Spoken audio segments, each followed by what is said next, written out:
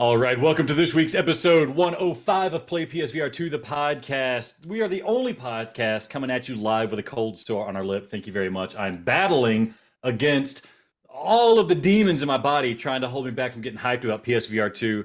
That's okay. We're going to go through it. And to give us a little extra strength to pull this weight of the podcast, we have a guest today, Ryan from the VR Grid. You might have seen him before. You got him here now. Co-host, host of the Virtual Boys podcast, part one of a two-part duo for that podcast. We just got the one guy. That's all we can afford. Ryan, how you doing today, man? Not too bad, Alex. How are you two? I'm doing good. Don't talk to Adam. I talk to Adam. You don't talk to Adam. fine. Adam, how are you doing today? Alex is my surrogate, both in life and in the podcast. I don't think you know what a surrogate means, but that's okay. We can get into that later. You're gonna have my child. Okay. All right. And right off the bat, I am so excited. I'm gonna put a picture of it here on screen for people who are watching on YouTube. I bought a swing. I have a swing. I now need to just purchase a harness. The Res Infinite fully virtual reality is coming. It's coming to fruition. I cannot wait. I'm dropping way too much money on this stupid thing. But dang it, when I'm flying through the earth, you better watch out below because there may be an appendage swinging like Donkey Kong because I'll be very happy. Ryan, Very you're in tune with the other VR space. We just do PSVR 2 stuff. Is there other people trying to hook a sex chair up to their VR headset? Is that a thing in the VR community at large? That I'm aware of, no. I'm sure if you could dabble in VR chat, there's probably that one dude somewhere who's like, dude, I'm totally in my swing right now. And it's probably Adam, or at least it will be Adam once he gets Quest. But as far as I know, no, this is the first time I've heard of a VR sex swing. So congratulations to the Play PSVR 2 podcast. If only we had this for Little Star, right? Like, I'm behind the 8-ball. Yeah, hook a little bass booster up to it. But okay, all right. Ryan, how about you introduce yourself a bit? Tell us who you are. Tell us what you do. We want people to know who you are if they haven't listened to the podcast before. Look, that was already a pretty impressive intro. You covered all the bases. I am from the VR Grid. I started the VR Grid, and in last year, myself and Chris from Shughead Gaming joined forces to be the VR Grid. Moved over to his channel. We're still covering all the headsets. I still have the website where I publish written reviews. I have the Virtual Voice podcast, as you mentioned. And yeah, I'm getting really, really pumped for PSVR 2. Like every day, it's like I don't give a shit about Christmas anymore. Christmas is dead to me. But PSVR 2 day, I'm getting pretty excited for PSVR 2 day, man. Yeah, it's like what, less than a month now. I don't even know. Like I'm trying to like ignore it as much as I can so it sneaks up on me because I've taken some days off work and it's just I'm gonna be a total slob for like 2 or 3 or 4 or 5 days where I mean my beard's already getting pretty gnarly. It's gonna be even gnarlier as we run up to this, and I'm just gonna immerse myself in VR 2. But let's, of course, you know how we start. We got gamer juices to cover. Who's going to go first here? Ryan, you're the guest. What's your gamer juice tonight, man? Oh, man, I'm so boring. You have no idea. I've had my wonderful Aquafina. Oh, come on. on. Pure water. Look, man, as a guy who's trying to hold back the pounds, water is my drink of choice damn near all the time. So you boo me all you want, but that's how I stay trim, Adam. That's how I stay trim. Yeah, Adam, that's how he stays trim. My gamer juice, the opposite of that. I'm trying to put on the calories so I don't have to eat when PSVR 2 comes out. If you don't know, there's a thing called Goo Goo Clusters. It's a candy. Well, guess what? They make their own chocolate milk, Goo Goo chocolate milk. And the reason I got this is because it's told me right on the bottle, the cream line separation is natural. And I want you guys to remember that throughout life. The cream line separation is natural. Alex likes Well, cream. look, if we're reading the bottle got. here, if we're reading the bottle, Aquafina, pure water, perfect taste. Does water have taste? This is not a branded podcast. Get your commercials None of out these of are here. sponsors, by the way. None of these are sponsors. Alex, suck down your cream so I can talk about my drink. Oh, let's see. Wow, even with the sound effects. It tastes like chocolate milk, and I haven't had just straight chocolate milk in a long time. And wow, that's pretty good. It's one of your better ones.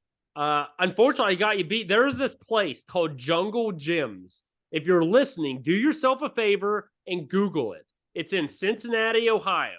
There's also one in Fairfield, Ohio. It is like an amusement park mixed with a grocery store. It is one of the greatest places I've ever been. I bought enough gamer juices for the next 37 podcasts. The issue is I can't drink them except for once a week when we have the podcast, and I hope I can hold out. I'm talking about turkey and gravy, jalapeno, political gamer juices. I've got weird flavors, international flavors. Right now, I've got basil seed drink with cocktail flavor. I know it's really difficult to see, but it's nice and blue, and there's actual, like, it looks like chia seeds, but I guess maybe they're basil seeds.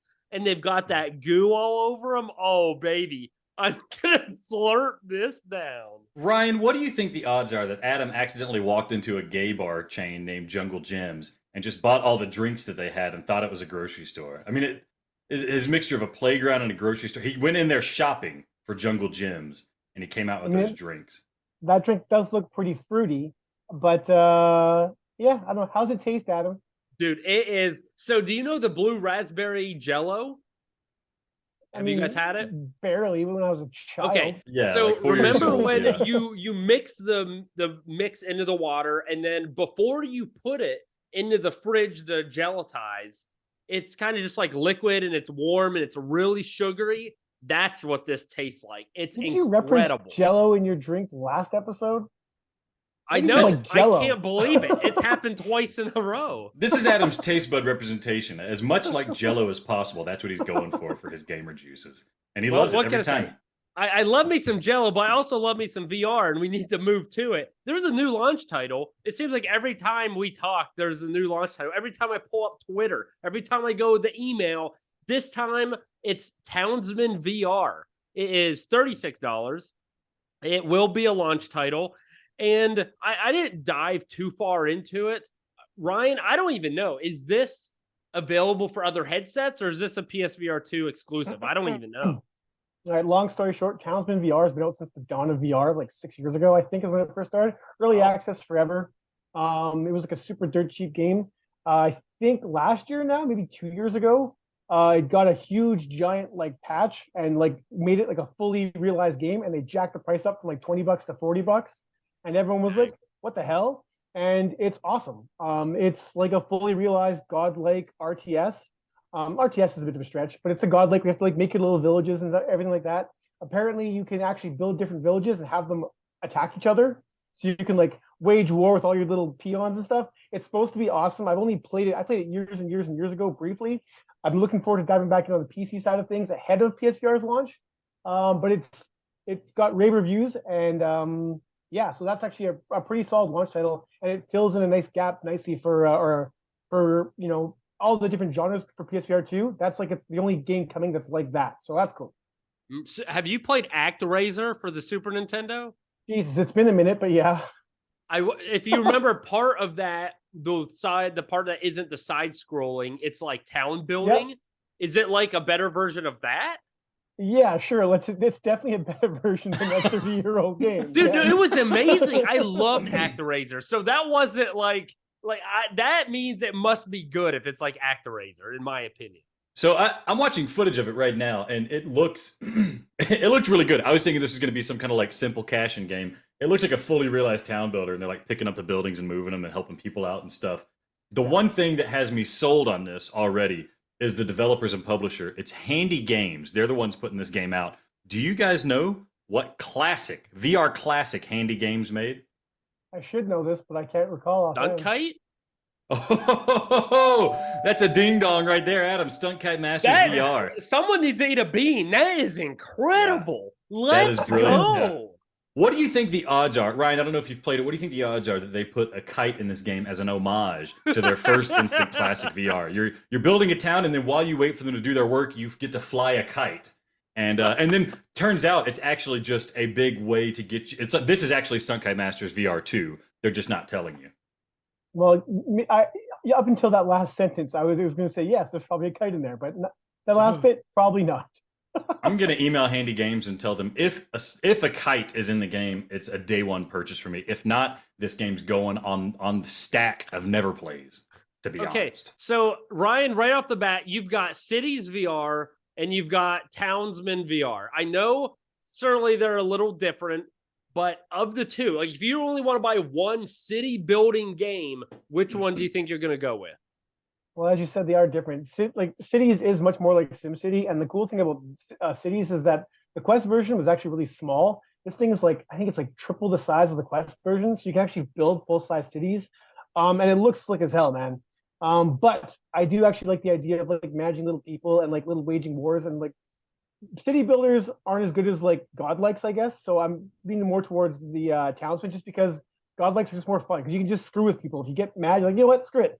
Whip a guy over there, throw him across. It's fun. In VR, godlikes are amazing. So I lean that towards that way, definitely. Can they become your friends? Like if you're nice to them, will they be your friends? Because I need as many friends as I can get. He's not Yes, joking. yes, they will. They'll all be your friends. Can they? Okay. Handy games, giving me a kite, and I'll finally have a friend, virtual or not. This is what I'm looking forward to. Hey, I don't know if you meant to. You got me hyped about this game, and maybe I got myself hyped with handy games putting out another game. But we have another title. Hearing hand, and he gets real excited. But unfortunately, it's not going anywhere, Alex. Anyhow, next game we've got Zombieland Headshot Fever Reloaded. Ryan added this one. I have not seen this announcement. It's $25. It's another launch game. I don't know anything about it. So one of you two are going to have to sell me on this because the money is running real low. I'm going to have to make some hard decisions here soon. I just want to shout out the fact that when we were like discussing in the green room, Adam mispronounced the word headshot. He thought it was Zombieland Heads Hot VR, which I think is a way better title for this.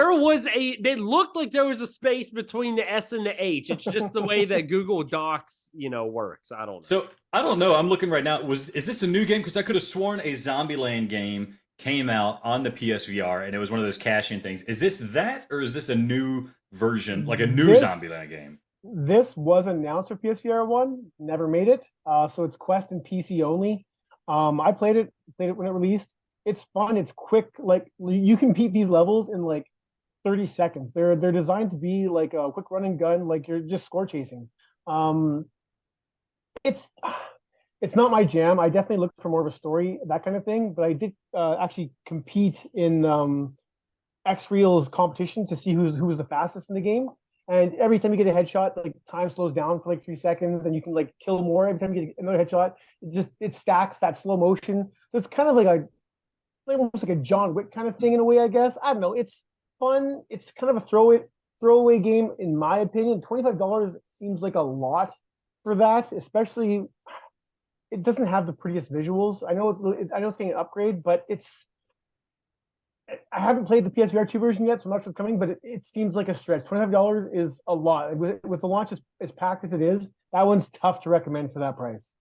Right so now, what position did you get in the competition? 69. No, I wasn't too bad, but the guys that won like blew me out of the water. I thought my times were great, and then the few winners that came in like just totally crushed my time. And I was like top of the leaderboards on some of those things, and these little amateurs came in and made me an amateur. So I did good, not that good though. But they probably were the developers. But okay, yeah, this sounds like something I'm not that excited for, if I'm being honest. Again, money is low, especially hearing your description of it, your experience of it. It's a sale game. It's kind of one of those games where you see it on sale, you're like, maybe I'll buy that. But for the full price, that's like it's just. I don't. I mean, for a sale, this better be under $5. From what you just explained, yes, it better be less than $5. So here's the thing: I'm watching footage of this game. It's giving me strong. Do you remember that old 360 game, The Club, where it's like a third-person shooter, but the idea is you go through these levels and you try to get through the fastest time. It's less about the action of shooting and more about like chaining combos and stuff like that. That was really addictive. You try to get a better and better time. Oh yeah, this looks like that. Yeah, this looks like that. Yeah. But you're playing as the kid that played Zuckerberg in The Social Network. Do you think Mark Zuckerberg is like connected to this because he was in The Social Network? Or maybe he doesn't like it because he doesn't like that movie, The Social Network. I'm going to deadpan this and answer it legitimately. You actually play as the new guy in the group, and that's a bunch of crap. And you can talk to the Zuckerberg character, I can't remember, Lex Luthor, whoever the hell, Jesse Eisenberg. You can talk to him in the game. None of the voice actors are back, though, I don't think. Oh, no, the girls are back. One of the girls is back. The youngest girl's back. I don't know. It doesn't matter. It's so messy. And the Woody Harrelson role is played by his cousin, I think, who actually does a pretty decent impression. It's hilarious. That's the truth. It's hilarious. Woody Harrelson's cousin, Bruce Harrelson, which is actually just It's Woody something Harrelson with like a that. wig on. Yeah. Okay, first of all, I have no idea what you guys are talking about. But my question is, you mentioned the youngest girl. Is she single? No, first of all, is she over 18? Is what Adam needs to be asking. She should be over 18 now, I believe. Yes, you're in the Yes. clear. All right. All right. But you don't know if she's single. Okay. So now here's the thing. You do understand and know pretty much all virtual reality, every single headset, all aspects. We're pigeonholed. We're very narrow-minded. But I that know. allows Keep going. us to bring you as a professional. And I'm just curious about some of this stuff, and I'm too lazy to do it myself. So how do you think, like, how will the PSVR 2 stack up against like the Oculus or the Vive or some of the better headsets that are out there, not including like the one Meta that's like $1,500? I mean, I feel like that's just unfair. I think even including that one, like that That's one's a fine, yeah. standalone headset. Yeah. Yeah. No, I mean, you're talking. How does it stack up? It's the best headset on the market for the cheapest price. It's tethered. Obviously, that's going to be a big knock against it because people are like against the wire now. But I mean, what you get in the headset as far as the haptics and all the the full body rendering, the eye tracking, all that stuff is being powered by that cord. So when people bitch about this thing being tethered, they're forgetting why it's tethered. Like the standalone headsets, what the Oculus Pro does or the HTC XR, whatever the hell it is, they do something similar, and they are $1,500 US. Like no joke, they are expensive. So even a PS5 and a PSVR headset is still cheaper than those Pro headsets, whatever you want to call them, the higher end ones. And compared to the Quest, it blows it out of the water, save for the fact that we only seeing a handful of games at launch that actually showcase what this thing can do. And that's my biggest problem with the launch as it stands now, is it's basically a giant Quest emulator. With the exception, obviously, of Horizon, Gran Turismo 7, Resident Evil. There's a few others in there as well. But if you look at the launch library, it is by and large mostly PSVR 1 and Quest games. And that is not a good look for the headset. So I'm really hoping after launch, they kind of keep drip feeding and look forward to Half-Life and look forward to Resident Evil 4 remake and look forward to just more AAA, more games that Quest just can't do. That's where the PSVR is going to separate itself and then make a name for itself in being something more than an up-resed Quest emulator, because that's what it looks like right now, and it's not a great look. I've got tons of conspiracy theories behind this as well, but yeah, so it really needs to show that it can do more than what it currently is doing. Sadly enough. I think it's kind of like a good strategic move for Sony, because when PSVR came out, we had the Move controllers. So controlling the games was a big issue, and it was difficult to port games. And so people like Adam and myself, who never experienced all these games that came out on the PCVR and the Quest that had full featured locomotion with analog sticks and stuff like that. This is the time, if you're going to play catch up, that only PSVR gamers have a chance to play those games that might be classics, might be good, might be worth exploring.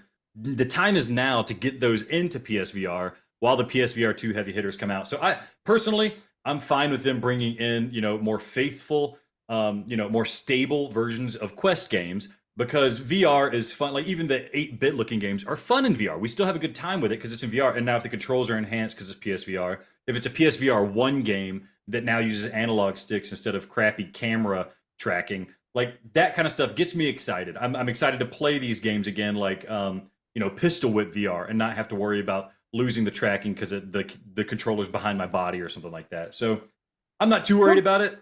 Don't get me wrong. I'm not complaining about any individual game. It's awesome. It's awesome that according to my list, there's almost 50 games available at launch. And even though a lot of them are Quest ports or PS1 games, that's not my issue. I mean, I'm like the fact that especially people like yourselves who have only played PSVR 1 and have been waiting for PSVR 2, you've missed a ton of fun games.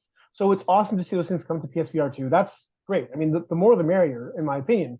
But when you're trying to sell the headset and you're trying to see what does this thing do, and what it does is plays the games that are on it depends on what side you are. As an enthusiast, as someone who's like totally played everything under the damn sun, yeah, this launch lineup, it doesn't excite me because there's not a lot new there.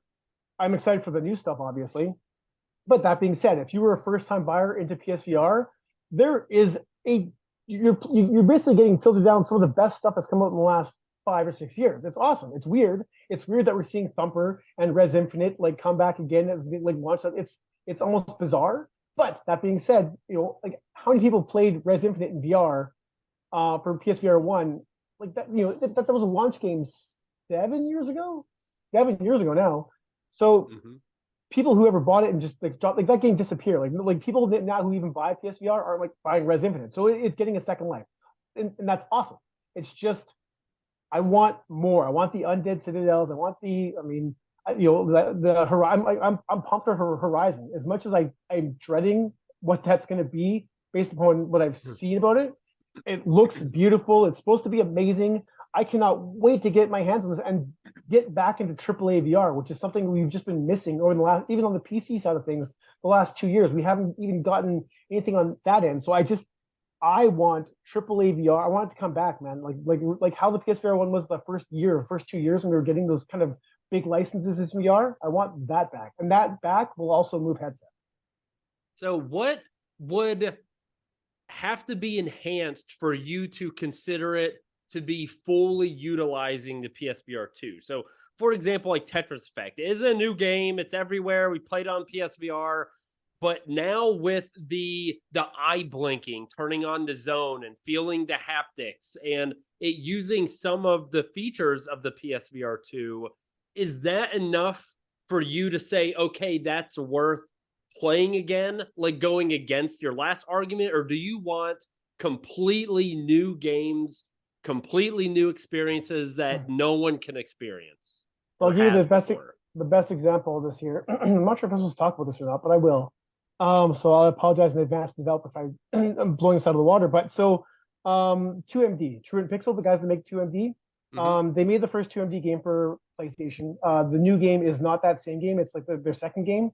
And if you own the first game, you get 2MD, All-Star, I can't remember what it's called off the top of my head. Yeah. A football All-Star, something, whatever. So I was talking to them about the haptics. They said the haptics in the headset are actually pretty powerful. They said so much so we actually had to dumb them down because it was like jarring. And I was like, whoa. What do you mean dumb them down? Like, well, she's like, it would shake your headset so much. It would actually it would like shake it. And I was like, hey, stop. If I'm getting tackled in VR, I want to feel that. I was like, you need to put that on a friggin' dial right now from like zero vibe to like turn it up to 11. And I want to make sure that thing shakes on my head. And like, you think so? I'm like, dude, yes. So as far as I know, they're doing that.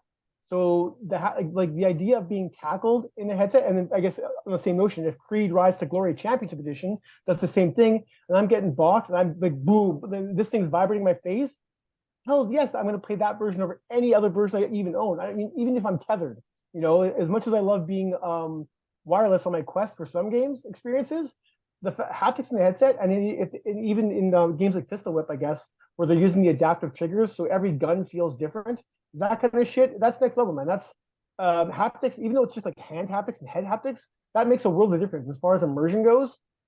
And I am stoked to see that next. I can't wait to see how developers figure out cool ways to utilize that beyond just like, they say it was designed for use to like help with locomotion issues sim sickness issues. But I don't care about that. No, make that thing shake so damn hard in my head I think it got hit. Like I want to feel getting shot in the face. God damn it. And that kind of stuff excites the F out of me. I can't wait for it. So I mean, we had an interview with the Tentacular devs, Fire Punch Games. They said the same thing where like they had really intense stuff happening with the head haptics and they had to turn it down because it was too intense. And I'm right there with you. Shake, rattle my skull. I want to feel like I'm in danger when I'm playing Creed Rise to Glory or something like that. And I think that's something that, right now, this is the only headset that can do it. Even these fancy pro headsets can't shake around like that. And part of that, I think, is due to it being tethered, right? It's such a brain sink or such a battery sink to shake headset, have this kind of rumble and stuff like that inside a headset, especially if it's as powerful as it seems like it's going to be. So that's a really exciting thing, and it makes me a bit more forgiving about having a wire. And then also we're in this era of like, the Xbox Series X and the PlayStation 5 and these, PCs with these advanced graphics cards. Everybody's wondering what is the best version to play games. So I'm one of those guys who, if a game comes out and I don't know where to buy it, I'm gonna wait to find what the definitive version of it is. So I'm happy to revisit these older titles because now I know PSVR 2 should be the definitive version of all of these, Quest ports. Even if it's still a Quest game at heart, it's the definitive version of that game, and I'm happy to get that one as opposed to getting the old version. So really exciting. But another question for you: what do you think Sony's gonna do? Because right now Quest 2 is dominating, right? And for all we know, maybe the Quest Pro will start dominating too. But Quest 2 is the market maker in terms of VR headsets. Is there something that you think Sony can do to win over the market share against Quest 2? I mean, it's such a big install base. What does Sony have to do to make the PSVR 2 the go-to headset to make your game on? Honestly, they can't do it. I mean, it's the price point, right? I mean, we just talked about this on our last episode, basically how like VR isn't cheap. I mean, even as a hobby, like VR ain't cheap. And to buy a PSVR 2, you have to get a PS5. And in Canada, for us, that's with the Horizon bundle and that stupid charging stand cost me $930. That's whatever it's the same as American, whatever. Yeah. But my point being, even what $800 American, $700 American, wherever that works out to be, that ain't cheap, man. Especially and the fact that it's also marketed as a peripheral, like it's why it's just I don't think it'll ever match the Quest just because of that alone. There's the price point. It's just too cheap. To me, it's like comparing a Game Boy to like an N64. They're not the same thing, even though we're treating them like they're the same thing. And that's kind of where I'm hoping things will change. Is that even though we're seeing all these Quest ports now, because that's the only games we've gotten for the last 2 or 3 years. So it's not even PlayStation's fault. That's just the industry. The industry's only making Quest games. But I'm hoping next year or two we'll start to see the reasons why you buy a like just straight up like I have I want to get VR. What do I get? And you look at what the Quest can do, and then you see this library of what the PlayStation can do, and it's like I said, Horizon, I keep these big franchises. Who knows? Farpoint 2. We'll just make something up here. And you see that, and you're like, wow, like I look at these side by side comparisons, and all of a sudden the PlayStation VR 2, like that, like they're doing a Call of Duty. The first stage in Call of Duty is supposed to be like all VR or something like that, if I recall correctly. This is a really old thing, but I mean, Call of Duty in VR, not that trash we got for PSVR 1, that play mode 2-minute experience, but an actual full on, even one mission of Call of Duty that looks like Call of Duty in VR. I'm sold. I'm not I don't sit there and be like I'm a graphics whore. Like it's just all about the graphics and visuals, but we've seen a dramatic reduction in the quality of visuals in VR. Like everything's cartoony or low textures, everything else, just to make sure it runs on the Quest first and everything else second. I need to get back to like, Horizon. Every time I see the trailer for Horizon, I'm just like, God damn, I want to be in that freaking world so bad. And that's the kind of stuff I need to show. It won't ever outsell the Quest. It just has to prove itself to be better than the Quest, and it will sell enough. Yeah, it makes it so. My thought was they don't necessarily need to be the market leader, right? Because it's a different demographic. You're right. Some grandma, Alex's mom, who doesn't really know what's going on. She's gonna be like, "Oh, here's a headset for $200. Buy that." And it's fine. Younger kids, certain audiences.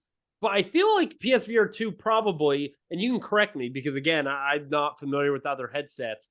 It's kind of like in the middle, right? To where it's not entry level again because of the cost, and now thankfully because of a lot of the specs, but it's also not like if you have a $2,000 computer and one of those expensive headsets, like that's probably the best setup.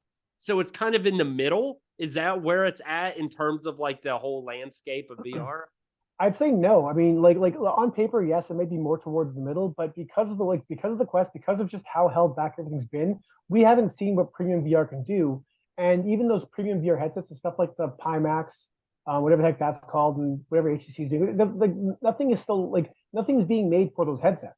So you can buy all the pretty tech all you want, but if there's nothing being made that utilizes that tech, it doesn't matter how middle or high end you are. If I'm still playing Zombieland Headshot Fever on my Quest Pro, it doesn't matter.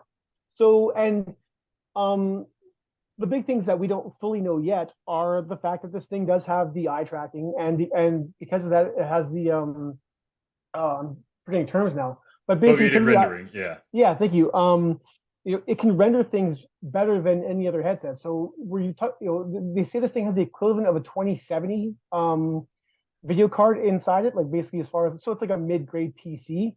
But because of the way it can be optimized, we could still potentially see games that could look better than their PC counterparts. And I will be diving deep into this on my channel, doing side-by-sides, just because I have a decent PC. It's getting old now, but like Kayak VR Mirage, that game blew me out of the water playing on PC. I just sat there in awe. I couldn't believe I was looking at hyper-real visuals in VR. I'd never seen anything like that before, that good in VR. And that is honestly going to be kind of like my litmus test for what the PSVR 2 can do, because I've seen what it can do on PC, and it's mind-blowing. And from the trailer they showed, it looks to be the exact same experience. And if eye tracking can figure out how to make that even better, then that's also where this mid-grade experience you're talking about, this mid-grade headset, will suddenly be next level headset, because nothing else on the market now, especially on the PC side of things, can do what the PSVR 2 headset can. And that's what makes it special and so exciting. Yeah, I think that everyone go to his channel, because I don't have PC VR, so we won't have that side-by-side comparison. Go to the VR grid. That's where you got to go to see that stuff. Alex, you were going to hop in there? Yeah, no, I just think that's a very valid point. The other thing is that because Sony is behind this, and Sony is a publisher, they are a developer, you have a lot of money and a lot of development prowess pushing games forward on the headset. So a PC VR, you're not going to have Valve pumping money into some third-party developer to make the best version of a VR game. All these developers are left to their own devices. Facebook, they can pump as much money as they want to make their Quest games good, but they're not going to be able to pump enough money to make suddenly a Quest game look like a PC VR type game.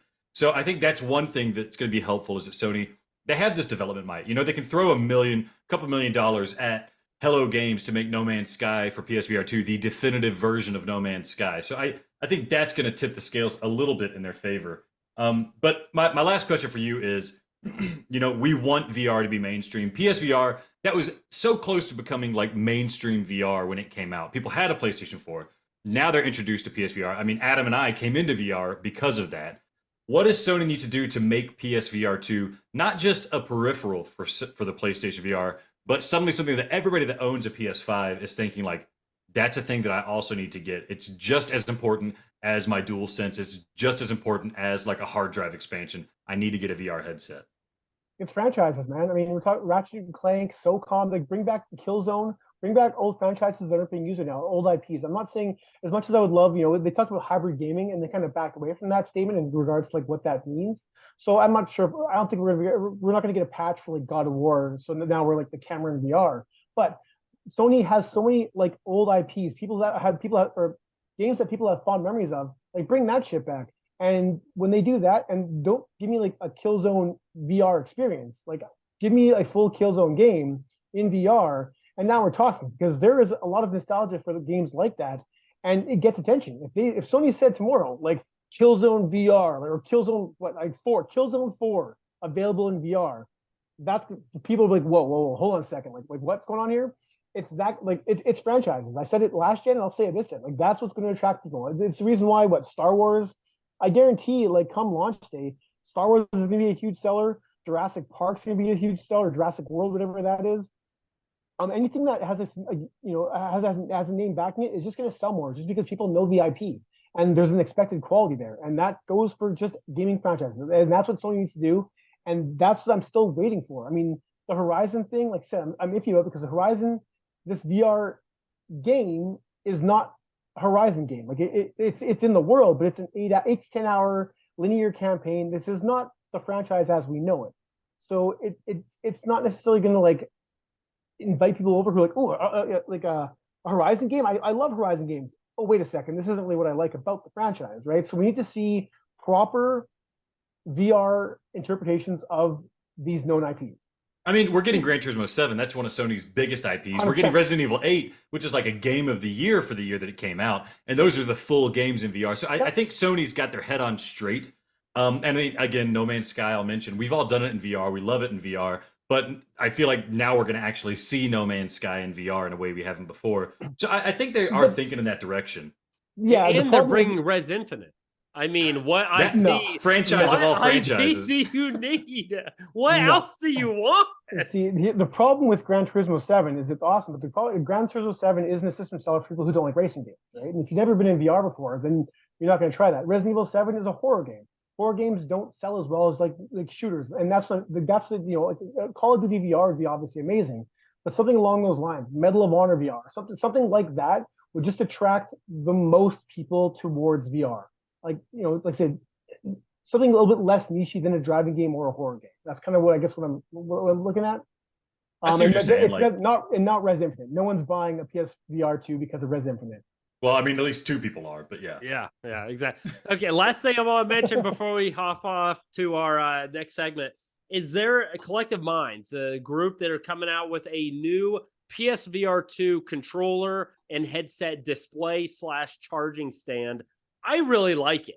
I actually canceled my pre-order for the Sony PlayStation hand controllers, purchased this one. Ryan, have you seen this? What do you think? It's almost half the price. It holds the headset and the hand controllers, which the Sony one currently is just a charger. There's no stand for the headset yet. It matches the motif and the look of the PS5 and PSVR 2. What are your thoughts? Does this interest you at all? It really does. I pre-ordered my Horizon bundle with that Sony controller charger thing, and I went to go cancel that, but it's like part of the same purchase, and there's no way in hell I'm going to like cancel my pre-order and risk losing my pre-order for the headset. So I'm probably going to buy this one actually, because it does look slick as hell. I read on Reddit, everyone like analyzing this thing. Apparently the docks are like, it slides in comfortably. Like it uses it's not just like a USB dongle thing. It's like it's like contact charging apparently.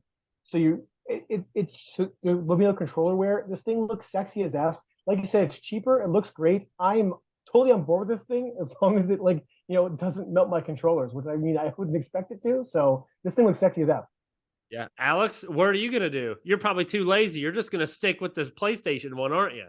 Well, I mean, Sony's making it, and I'm a cuck for Sony, so I need to let him at least deliver what he's got for me. Here's the thing: these third-party mounts. I mean, shout out to Power A. They hooked us up with the mount that they had, and I'm still using that thing. It's great.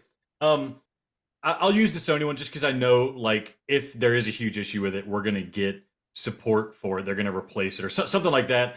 Collective Minds, I'm sure they've been in the market. They made one for PSVR 1. I'm sure this will be great. This will probably be the best one to get, but I've already spent money. I don't want to risk canceling the pre-order. At the very least, Adam and I can do kind of a comparison or something like that. I am saying, though, that I probably wish I would have gotten this than the other one. At least money right now, doesn't matter to blush. Alex. Mr. Moneybags over there, he's like, oh, it's almost double the price. Who cares? Oh, I'm going to buy a game and never play it. Who cares? Paying full price? Who cares? You're going to get it and like, they don't fit properly. I can't get the contacts to work. And then who'll be laughing? Who will be laughing at him? Alex will be laughing. No, he won't. Okay. I'll be laughing right in the middle of the YMCA where I'm playing my PSVR 2 because I can't afford a house. Oh, that's good stuff. So next segment, we have a quiz. It is a game show quiz. It's going to be Alex versus Ryan. I've come up with good questions all across PSVR about PSVR games. It's going to be real fun. A bean will be dealt. Who the winner is, you're going to have to stay tuned to find out.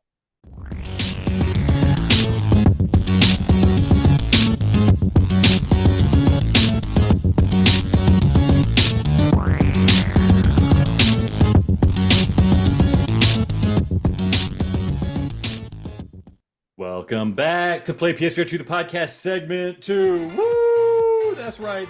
We're back in the action. Sorry, Adam reminded me I forgot to give a round of applause to Ryan for joining the podcast. Thank you, Ryan, so much. Let's hit this soundboard, get as much as we can out of it. But segment 2, Adam has developed a quiz show. I apologize in advance for how terrible these questions are going to be. Probably not up to the tier that I had for Fire Punch Games with my awesome tentacle-based dad jokes. But Adam's probably put a lot of effort into this, so let's appease him and enjoy him. Adam, lay down the rules for us, because I have a vague idea what you're going to be doing. But I want to know how I'm going to demolish Ryan in this game. Exactly. So there are different forms of questions. Some are going to be an over-under, where one of you will provide a number, the other has to choose over-under. Some of them are hard, like what game is blah, blah, blah, blah, and you got to pick a certain game. And some of them are multiple choice. There's a good variety. It's going to be, there's only one I don't really like, and it's one Alex told me to put in, and I'm just going to get that one off the bat, and okay, well, whatever. But yeah, it's just going to be good. If you have an answer, certainly we'll beep in or just say I got it, or just yell out the answer, whatever. and then we're just going to talk about it, and we're going to be idiots. The person will, whoever wins, get to give a bean to the other person. I am so nice that, Ryan, I don't want you to go through this, so I'm going to take the bean for you. Just, you better not lose. And Alex, here's the thing. If Ryan throws the match just so I have to eat a bean, you have to eat 2 beans. So, a fair fight. A fair fight here, folks. And I think it'll be a good time. So the very first question, you got your thinking caps on. Is in terms of sales, what will be the best launch title on the PSVR 2? Okay. I'll let Ryan go first. I have 2 answers here. One, it's going to be Horizon, unless it's like it was the last 6 years, in which case it'll be Job Simulator, which has topped the digital sales for PSVR 1 forever. No, the correct answer is Res Infinite. Everybody knows that. Come on, Ryan, he got you. What? Nope. I can't say Res Infinite. It's Res Infinite, baby. Nope. That is obviously no. I mean, so I understand why you say Horizon. Here's the thing: do you count that as a sale? I mean, it's kind of like a pack-in title. I feel like it's unfair to call that a sale. However, your assumption of Job Simulator is very astute. That's being here's the thing: it's a free upgrade, is it not? If it's a free upgrade, does that count as a sale, or do you think people are going to be buying PSVR 2 brand new? They'll still be buying it, man. Like, the game is like, I don't understand how it's still selling copies today for PSVR 1. Yet it still is. It doesn't make any sense. I don't have it, and I'm not buying it. I don't care if it's a free update. I'm not buying it. At this point, I'm not buying it just out of spite. Like, I'm just not doing it. I think we underestimate how many people are like still just getting a PSVR 1. I was playing After the Fall the other day with some guy who like just got a PSVR 1 like the day before. And I was telling him like, the second one's coming out, right? And he's like, oh, isn't it already out? So like, there's people who just aren't in tune to the space. Oh my God. They're just buying. So I don't know. Did you talk to? Is it because now it's so cheap that they're like, I'll throw $100 at it. Who cares? Maybe people are selling them used for really cheap, but I don't think there's like price slashes. MSR. I think the MSRP is still like $199 for the PSVR 1 headset, and the controllers are probably still stupid expensive. Yeah, they also stupidly suck. Ryan, real quickly, is the Move controller the worst controller you've ever used? I can't stand playing PSVR 1 anymore. It's awful. It's absolutely god awful. Like, I put up with it. The last game I played with them was Fisherman's Tale, and it sucked. Like, I forgot how bad it was until I got in there, and I was like, man, there's just Cave Digger 2, and I was just like, this is just not fun. Like, it's not fun. Give me thumbsticks. For the love of God, give me thumbsticks. Yeah, I played After the Fall with the aim controller, and that worked beautifully. So aim's awesome. Yeah, we're not talking about the aim controller, Alex. See, he felt like we were having a side conversation, and he started getting jealous. So he just had to like get in there. I do that. Yeah. It's like his dad. Like, he's like, oh, they're having fun in there. I better just force my way in. And it's like what, a seal or an otter? Like when a couple of them are cuddling and they get all like wet and in between there. We got to move to the next question. Yeah, please move on from this topic, Adam. Yes. Sorry to bring your parents into it. Actually, well, never mind. Anyhow, how many games are on the PlayStation Store for the PSVR? I'll let you decide amongst yourself. One of you can choose a number, and the other can do over or under. This is a loaded question. It's an over under. Yeah. Okay. Are you talking about like if you go to like the PlayStation like page, just the PlayStation VR 2 page? Is that what you're talking about? Like the one page? PSVR 1. I went to the PlayStation Store. I looked up PSVR under filters. How many games are labeled PSVR in the PlayStation Store? So how many PSVR games are on the PlayStation Store right now? I'm gonna set the over. I'm gonna set the line, Ryan. You got to guess over or under. I'm gonna set the line at 150 games. Oh, over. That is a stupid ass guess. What the heck? I mean, holy crap. 479. Don't you remember? Isn't that amazing? I had no idea there were that many. The commercial said over 500 titles. But then what Adam says is not true then. Adam said 459. And how many of those are counting like DLC? Like, there's 80 different Beat Saber song packs. There's 100,000 synth rider packs. 150. Even if your arguments are right, you're still nowhere near close to your guess. You are like 3 times under. Like, there's no way, dude. Think about how many games are out there, and then there's like the Ultimate Edition. That doesn't count, right? Hey, Like I told you what I did. I said I went to the PlayStation Store. I put PSVR 1 filter on. How many games were? You want me to count through every new unique game? I don't know. Maybe the DLCs weren't under that filter. I thought you were gonna. Look, I thought you were gonna put an effort into this. I would have won either way. I would have guessed. I knew there was 500. I would have guessed 400 to be safe, and I still would have blew you out of the water. So next question. I got a point. I mean, yeah, for sure. All right, 1-1. What? I got a point. He got a point. We're good. I don't know if that first one counts. We'll see. We'll see. Eat what my happens. balls, Adam. Go on to question 3. Okay. And this is, you have to name the game. This is just on you, and we'll keep going until someone gets the right answer. We'll go back and forth.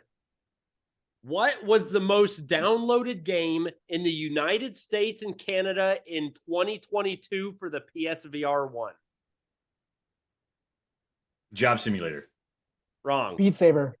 Yes! Ryan! Coming up clutch, Beat Saber! That's my own, and then Ryan gets a blammer. Oh my goodness. You were right. When I was looking up stats, Job Simulator, I was blown away how high it was. I think it was number 2 for both Europe and US. It's number 1 in Europe. Like I pay attention to those lists, so it's nuts. I mean, I know people who like got VR just to play Job Simulator. Granted, they're kids, but I know people like that's what they wanted to do. They play a demo of Job Simulator, and I get maybe that's the reason it's not a thing. It was a launch game. It was a launch game. Like it's still outselling everything that's come out in the last 6 years. It's not even fun. Like Vacation Simulator. What was The Office? Budget cuts. Like Budget Cuts is way different than Job Simulator. Yeah, I was gonna say Budget Cuts is nothing like this. Budget Cuts is like a stealth action game, but yeah. Oh, maybe I'm thinking of something different. I don't know. I never played Budget. You definitely are thinking of something different. Yeah, okay. But I don't see the point of the games. I don't think they're very fun. And then look, they're casual fun. It's fun to mess around. You can put anyone in a headset and they can mess around and have a fun time. Do you actually have fun in it? Can you sit there and tell me when I played Job Simulator, I had fun? I laughed a few times. Yeah, there's some funny jokes. There are really interesting things. Like they don't drive you to do it, but there's interesting things like there's a copy machine. You can copy anything, copy your head, copy anything around you. You turn on the computer, you can surf the internet, you can play computer games on there. There's all sorts of weird things that you don't necessarily look for when you play the game that you can fill up your time with. So it's a pretty fun game, and also it's like a great introduction to VR. Like if somebody doesn't know what to expect in VR, you put them in Job Simulator, they're like, oh, these are my hands, and I can pick up stuff, and I can do whatever I want to here. As opposed to something like Beat Saber, where if you're, not really good at video games, you're not used to these like stressful situations of timing and music. Job Simulator is no stress. You get in, you play VR, have a good time, and then you can get out and you understand what VR is. I think that's why it has legs. That's why it has lasting power. The thing is, if I played Job Simulator when we went to Best Buy for the first time, Alex, I would not be running a podcast. I probably wouldn't even have virtual reality because that crap is lame. You with family, with young kids, do they like it? They love it. They're obsessed with it. That's all my daughter wants to do. When I bust out the VR headset, she says, "Can I play Job Simulator?" That's the first thing she wants to do, and she will do it for hours. And I don't have to hire a babysitter anymore. I put the VR headset on her, I turn on Job Simulator, and I go out and watch a movie. I come back, and she's still got it on, and she's just doing the same thing. Just popping your face. I know that someone I've watched like Jay Brat stream and things. There's a surprisingly a large amount of kids, and I don't think it's because Jay Brat's like going after kids or anything. I don't want that to sound bad. But Ryan, have you noticed when you guys do all of your content, like what amount of viewers and percentage of your crowd do you think are kids? Ours are low. We skew low. But that being said, as a little to your point, I reviewed Among Us last year, right? And I got pre-access to the game, so all I was playing with was like mostly like people who had got early access. So with their like other reviewers or like beta access, like adults for the most part. Mm-hmm. Day one, when that thing dropped, I went to go play, and all it was screaming kids, and I haven't played it since. And I'm actually looking forward to PSVR 2. Like, did you guys both get PSVR 1 like day one? Pretty much, yeah. Or did we? Okay. More or less, yeah. Okay, so do you like those early days of online when it was just other people like us? Like there was no kids to be found. It was just dudes and some women who were just like fucking dudes who were just there because they love VR. It was awesome. And over the course of years, kids just filtered in and ruined every experience. I'm really hoping the PSVR 2 is going to be like no more kids again, at least for a little while, so I can enjoy the peace of adults and people who actually respect the technology, and not kids who are like, this should be free. Why isn't this free? Want to hear me rap? I can't stand kids anymore. It's a nightmare. But that's because you're playing like free games, right? Like Rec Room is littered with them, but then you don't really run into them often in like Firewall or some of these multiplayer games. They cost money. Yeah. Among Us is not free. It's a cheap game, and the day it dropped, I had to stop playing because kids just, I couldn't do it. It was just, it ruined the whole experience to me. I thought back to myself, like Werewolves Within. I remember playing Werewolves Within. I was like, man, I remember just joining a game and playing with like 6 other guys, and everyone was just having a good time. Everyone was all like mature with boats, I guess. And I miss those days. I'm really hoping with PSVR 2 come launch day, if we're playing Pavlov and it's just other people like me playing Pavlov, that sounds so refreshing. I mean, Werewolves Within is where I figured out what a pansexual was. I mean, I became a mature man because of Werewolves Within, and I feel like you might get your wish, right? Because it's so expensive, I can't imagine a person, an adult, a parent saying, you know what, let me drop over $550 because you got to buy the games too, of course, on this 10-year-old wanting to play VR. Like it seems like a stretch. So I feel like you might be right. I certainly hope so too, because kids suck. Sorry, Alex. As a guy who also has a kid, kids suck. Fair enough. Okay, so we gotta move on. This is okay. Well, Ryan knows one. He's halfway there here. So I'm going to give you 4 options, and the question is going to obviously clue you in right here. So, which game was not in the top 10 downloaded PSVR 1 games for 2022? Let me answer first, by the way, because I'm trailing. Let me try to answer first, and then Ryan can play catch up if I get it wrong. Okay. Is that okay? So this includes the USA and Europe. So the games, remember, you have to pick which one was not in the top 10 most downloaded. Creed, Rise of Glory, Job Simulator, Rick and Morty Virtual Reality, or Aspire 1 VR Cooperative. I was going to go with Rick and Morty, but I think the answer is Aspire 1. That just doesn't have a wide audience appeal. Yeah, he's right. This guy. Dang it. See, Ryan, would you have gotten that faster than he did? Yeah. When the second you said Aspire 1, I knew it was Aspire 1. I just wanted to give some logic so the listeners know how erudite my thinking is. Rick and Morty still sells, man. Rick and Morty is still popular. Yeah. That's the thing. I was surprised. I mean, so I obviously just made up Aspire 1. Known IPs in VR, what sells VR? Like Rick and Morty is not a great game. It's Job Simulator, but crappy, and it still sells because like Rick and Morty. I like Rick and Morty. Bye. The crazy thing, it's still like $50 or something like that. Like I never even thought about getting it because I think the cheapest it's ever been is like $30. It's an expensive game and people just buy it. I guess I don't know. Like why not get Trover? Like that one needs to come to PSVR 2 because the tracking in that one ruined it on PSVR 1 because you had to pick stuff up off the ground, and we all know how that works with the moves. Yeah, no, it was. I remember definitely playing that and being very aggravated with the tracking. Although I don't really want to play it again. Like, I don't know what they could add to make me want to play Rick and Morty again. No. You know? I agree. That was a one and done for me too.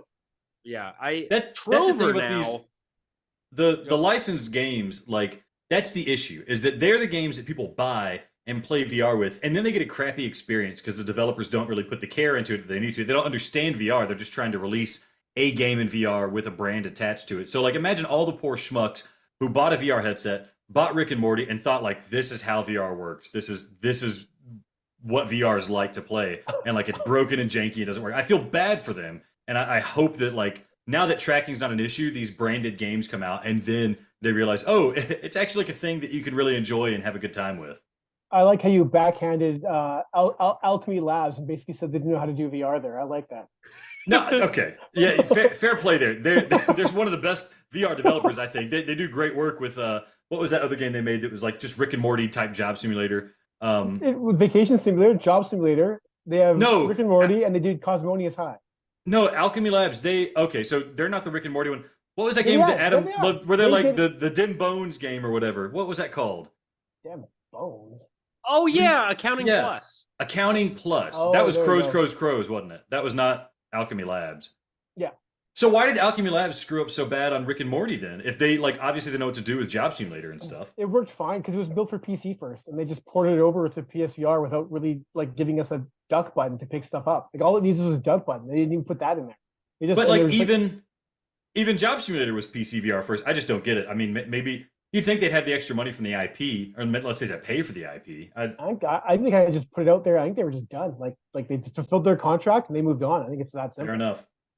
And then people are out here not playing To the Top and the Persistence and all these other games that are freaking amazing. Dude, I love To the Top. Stunt Kite Masters, yeah. That's the thing. You know, Adam's played like 3 games in VR, 4 now that he played Fisherman's Tale. Because he keeps mentioning the same ones over and over again. See, the thing, it's hilarious because you haven't finished any game. You haven't even played Astrobot. I play them. Just because I don't finish it doesn't mean I don't play it. Okay, you should play Astrobot. That's shameful. I've played it. I just didn't beat it, but yeah, I played it. To the Top is certainly the game that I wish that isn't ported to the PSVR 2. That's the last bit. If it was, I would be thrilled. Is there a PSVR 1 game, Brian, that isn't said to come over yet that you would actually like to make the jump? Or a Quest game, actually. That would be interesting, too. Ooh, I wasn't expecting this. I mean,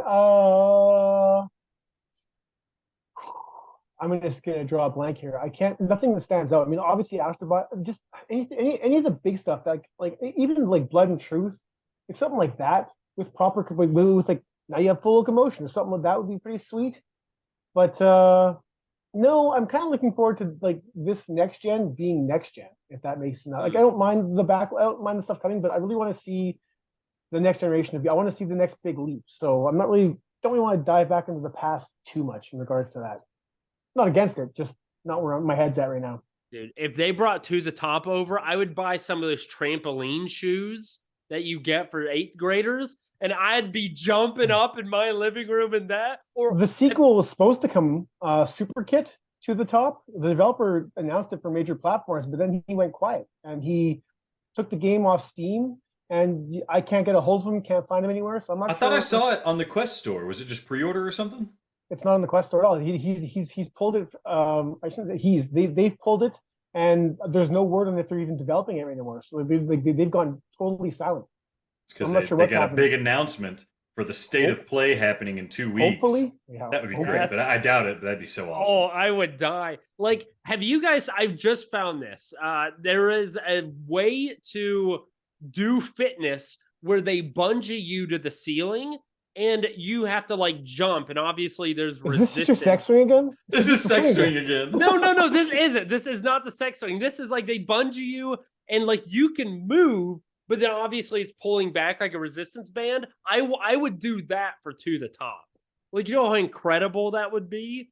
Oh, I mean, I would still have the swing chair there too in case I need it, but like, we gotta move on. Dude, that got me hyped and now de-hyped. Because Electric Hat Games apparently has gone AWOL. Okay. Yeah. I'm going to let both of you guess, and the one who's closer gets it for this one. Okay. How much does the PSVR 1 headset weigh? What measurement do you want here? Pounds? Whatever you choose. Yeah, ounce. Ounce? I guess that makes sense. You could do ounces, you could do pounds, you could do kilograms. I don't care. Just the headset. Yeah. Think about that one. Yeah, not the box. Not the box. Okay, just the head. Wait, PSVR 1. How much is the PSVR? Well, let's see. I got one right here. I don't have one here. I don't know. Let's see. We'll go with 22 ounces. I'm gonna go with let's see. We'll say I'm very bad at this. We'll say 2 pounds. Ryan got it. It is 1.3 pounds. Oh, I was going to say 1.5 pounds. I rounded up to 2. Yeah. So he said 22, and it's actually 20.8 ounces. So that was a pretty good guess. I don't have one with me. The only thing I had was I was just looking at my Quest. I was like, how much would the Quest weigh? Oops. Oh, obviously too much because it hits the ground. Yeah. Let the bodies hit the floor. I'm just really used to holding heavy things in my hand, so it's obvious why I've skewed how much this Like weighs. dildos and vibrators. I mean, all of the above. Ooh, probably. You Yeah, got to simulate that weight somehow. And what I didn't do is I'm actually curious because Alex talks a lot about when he has played like his. I think you have what, a Vive and a Quest, right, Alex? I got a Quest. Yeah. Okay. He mentions that the PSVR, the weight distribution is much better than the Quest. Do you It's find awesome. that, Ryan, or do you think it doesn't matter? The Halo design for PSVR 1 is the best design for any VR headset. And the fact, I mean, Bobo VR copied them, I think Lenovo copied them. The fact that Oculus like refuses to copy them is mental because it's the best design for equalizing weight, especially when you factor in like the extra weight of a battery and that kind of thing for mobile headsets. Like, I don't know why they didn't copy that. The PSVR 1 is still by far the most comfortable headset out there. Yeah, the only way to make the Quest playable for more than like an hour is one, the battery life is an issue, and then two, just like it is weighing down your face the whole time you're playing it. So you got to throw like an extra $100 to make it something that you can play for more than like an hour at a time without straining your neck. So I'm so glad that they're carrying that design over and iterating on it for the PSVR 2. Yeah, me too. It's Is it because like PSVR has that rigid band that helps like hold it?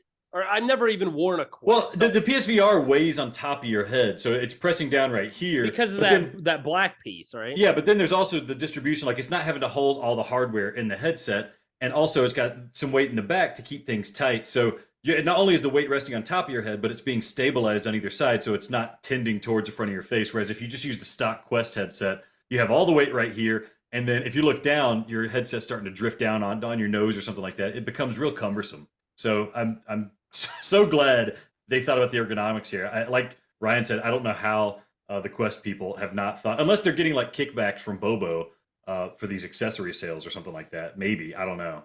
I mean, they're selling bunk elite straps, so maybe that makes sense. Yeah, I'm sure if you sell something for the Quest, there's like a percentage that goes to Meta especially if you're advertising like this is a Quest add-on. But yeah, it would. Good move on Sony's part. The next question, I guess I have to throw out because one, Ryan already knows it, and plus, I guess he knows there's more launch titles than we do. So I'm just gonna skip that one. Save it for the end. I still want to answer it. I like being right. What? Save it for the end. I like being right. Oh, well, the thing is, no, you would technically be wrong because you think there's more launch titles than the websites I'm looking up say there are. I know there's more launch titles. Exactly. Oh, so you would be wrong. So I'm actually doing you a favor. Like you're right, but you're also wrong in terms of my now answer. I want the question. Now I want the question. I mean, it was just how many launch titles are there? Like 39. No, there's like 34, I think, technically, isn't there? 37. There were 38, but because Switchback got pushed out. But I don't know if that one counts. I said I was going to throw it out. Just move on with it then. Fine, I'm moving on. How much is The Walking Dead Saints and Sinners Retribution for the PSVR 2 Price is Right rules says I'm right. now? He's over. Price is Right rules. Oh, I guess that could be too. Okay. $39.99. $39.99? Okay. Oh, yeah, he's right. I knew that one. I knew that. Why didn't you say it? Because he threw out the red herring and he distracted me with his discussion of the previous question and then threw out the okay. Take it. Take your faulty win. I'm gonna eat your damn bean, Ryan. I don't even care. Oh, okay. So are you okay with these prices being, I mean, to me, $40 is honestly as much as I want to pay for any game, right? PS5, PS4, Dreamcast, Game Boy, it doesn't matter. Are you okay with this, Ryan, that now every friggin' normal game is going to be $40 to $60? Yes and no. I mean, the quality has to come with that. We've talked about this a lot on our podcast because we as VR users have gotten really used to cheap games. Like what's the average price for a VR game? Honestly, it's probably like $23. Like, yeah, VR games are so cheap, and with that also comes a lack in, that AAA, I guess, for lack of a better term. So we're kind of used to smaller experiences for a smaller price. And Horizon is what, $60 US, I think, or something like that. Something like that, yeah. That's an 8-hour game, and that's not exceptional. That's not like a crazy amount of game. But what we're getting with that, as far as the quality of the headset, the use of all the app, everything else, the fact this is going to maximize our experience, that's probably worth justifying that cost. Does it suck that we're paying more for games? Sure, no one wants to pay more for games, but and I'm not buying this headset to not buy games, unlike you, Adam, you weirdo. So I will be probably buying way more than I should be because I want to play the best I can on the best headset I can and not complaining because, it's over $10. That's just not my jam. Like you're buying into like VR isn't a cheap investment. VR costs money, and you're willing to phone up the money for the headset and then bitch about $20 games. The math does not work out there at all. But good on you. Dude, I just bought a $100 sex chair, okay, just to experience virtual reality to its fullest. So I don't know. You're not buying any games. You're never going to buy any games for that sex chair. I'm gonna that tells you why he bought the chair. But the reason the price point, I think the price point's okay. Like $40, like that's Walking Dead, Saints and Sinners 2. That's like one of the upper tier games, and $40 for an upper tier game is not a bad price, especially when you look at like launch titles in the PS5 or capital, AAA titles in PS5. They come out at $70. So the fact that they're launching games at $40 or $50 seems like the upper limit you're seeing means that when they do get discounted, you start to see that $30 line, that $20 line, where you start jumping on things even if you don't know if you're going to like it or not. So I think it's fine. Like setting a baseline of around $40 for these games, especially if they're enhanced editions and they use these super features, is good. $70 for a VR game, then I need that to be the real deal. Like if Resident Evil 8 had never come out before and it came out for $70 in VR, that would make sense. But unless you're like that level of quality, then I'm not going to be prepared to pay. But, Resident Evil 4 in VR, it's a remake. It's just an enhancement or something like that. $40 sounds kind of like the sweet spot right there.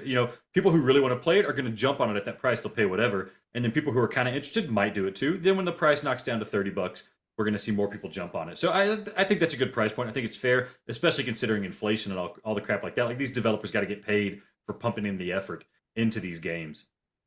Speaking of pumping in the effort here, that sounded bad. It didn't sound great, but I pumped in the effort. I bought, and I always brag on myself to really motivate you, the people, of being smart with your money. I bought the Callisto Protocol for $45. Played the crap out of it. Very good game. Guess what? I sold it for $45. Now I lost some eBay fees. Well, I played a game that, I don't know, 10 to 20 hours for like $4 after. It was wonderful. We got to move on. That's the way you do it. That's the way you do it. Ryan, I think that you're going to struggle with this one. I don't know. These aren't gimmies for you anymore. I ratcheted it up. How old is Cuck Cerny? Oh, 55. Okay, Alex, you want to do over or under? I'm going to take the over. He's 58. Yeah. You were close. I was going to say 57. Yeah, my boy Cuck Cerny coming over here. Yeah, we tend a little bit older in this household. Of course, that's Alex, fine. The only one he gets is about another man. Please ask me more man questions. Okay, here's another one for you, ironically. What is Metacritic score for Gran Turismo 7? Ooh. Oh, because that's a flat game, yeah. I get the last one. Trying to raise, potentially raise the hype for obviously one of the biggest launch titles. What'd you say, Ryan? 81. That's a good guess. I would think it'd be higher, but it did come out and people were upset about it. So the reviews were upset about microtransactions initially. Yeah. I still think it probably did better than 81. I couldn't imagine a lot of people giving Gran Turismo 7 a 70 score. I'm gonna take the over of 81. We'll just say 85. No, he's coming back. Yep. Uh-oh. It got an 87. Now the user score was like 28, but the Metacritic score was 87. That concerned me. The microtransactions. Do you think that's gonna roll over to the PSVR 2, or did they already fix that?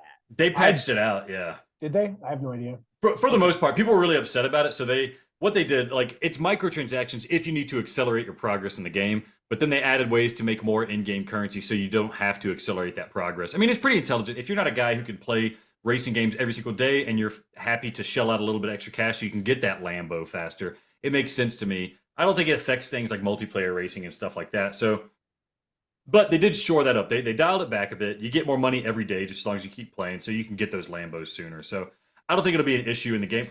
who cares? Give me one car in Gran Turismo 7. I'm going to be happy. We're getting 450 cars, so there's not much to complain about. Are there really that many? Mm-hmm. Holy crap. That's wild. Okay. Gonna be driving Adam's Saturn View in PSVR. It's gonna be so fun. Yeah, there's gonna be a PSVR tied behind the back. It's gonna be like wedding when you go, you get married and they have the cans on the back. It's just gonna be PSVRs. And a sex chair inside. I'm gonna be in it. Okay. Last question. And it's a big one. What did TheVRGrid rate Stunt Kite Master out of 0 out of 10? 10 out of 10. I remember. I gave it a 6.5. Oh, I'm gonna say 6. I'm gonna say gave it a 6. Yeah, it's somewhere around there. This guy's incredible. 6.5 on the dot. How do you remember that? It's such a forgettable game. Because I remember that, and I remember talking about it on this podcast, so that's why I remember it more than anything else. But I remember most of my scores. Like, I'm pretty good at guessing my own scores. You have so many game reviews. I don't understand. Let it be on the record that Ryan from the TheVRGrid gave Stunt Kite Masters VR an above average score, which is just lockstep with what everybody thinks about Stunt Kite Masters. It's an above average game. It is literally on the Everest of gamings. You fly kite on top of a mountain. It's unparalleled. Thank you for recognizing the greatness of Stunt Kite Masters, Ryan. I appreciate that. Adam, welcome. What is the total score? Who's eating a bean? I feel like he wasn't keeping score. No, I was. I have something potentially huge, but I'm looking at your website. It's not that big, Adam. No, it trust me. It would raise some eyebrows. Oh my! Guess what? TheVRGrid rated Res Infinite 9 out of 10. That wasn't me. Well, it was 9 out of 10. It's on your website. Yes. Dude, you talk crap about it, and your website rated it at 9 out of 10. That's what I'm talking about. I'd give it a solid 7. 7 for Res Infinite. And then you add the chair in there, and that's a 10 out of 10. Holy crap. Anyhow, that last question gave it to Ryan, believe it or not. It was a lot closer than I thought. I thought he was sweeping you away, but you came back in the all right, give me my bean, Adam. You lost 6-5 or 6-4, even giving you that bull crap first question. So it's time for you to eat the bean. Do you just draw one? Let's just see. Close your eyes, draw one. I'm getting one from the bottom of my stack here. I got a whole slew of beans. Please don't be a barf. I can't handle this today. Oh man, it's either a rotten egg or a spoiled milk. Either way, we're not having a good time. You weren't supposed to look at it, but okay, whatever. You want me to draw a blind one? Okay. No, yeah, this one is. These are raunchy. Oh, he went at it too. And coconut. Oh, he got lucky. Coconut. It should have been spoiled milk. This is because I got that last question right. It's karma. I earned it. I earned a good bean. Thank you, Ryan, for giving me the great treat of a coconut jelly bean. I needed that. I needed that tonight. I needed that in my life. This is a good note to go out on. Maybe I won't return for the next segment. This is just what I needed to keep my life going. We could be ever so lucky. Unfortunately, we're not going to. He's going to be back. But I know you're sick of listening to me talk about the sales. So Ryan is going to talk about the sales. He's going to tell you what's worth buying. And we got to watch out for those games that get those free upgrades now. If they're on sale, you need to get them now. So stick with us. We'll see you on the other side of the break.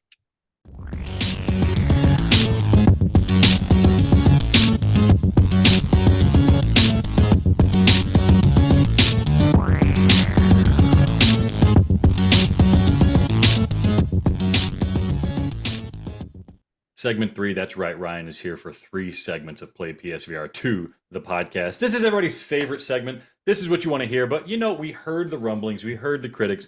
Adam doesn't know what he's talking about. So to shore up the lack of knowledge, we've brought Ryan into the sales segment. This is probably one of your last chances to get some good PSVR 1 games before PSVR 2 comes out. Potentially some cheap/free upgrades for some of these games too. Adam has no idea what's going to be upgraded. We're pretty sure Ryan does. That's why we got him here to help us out with this. So we're going to go through the sales, boys. But before we even do this, I want to lay it out here, Ryan, because the scope in which we look at these sales is important.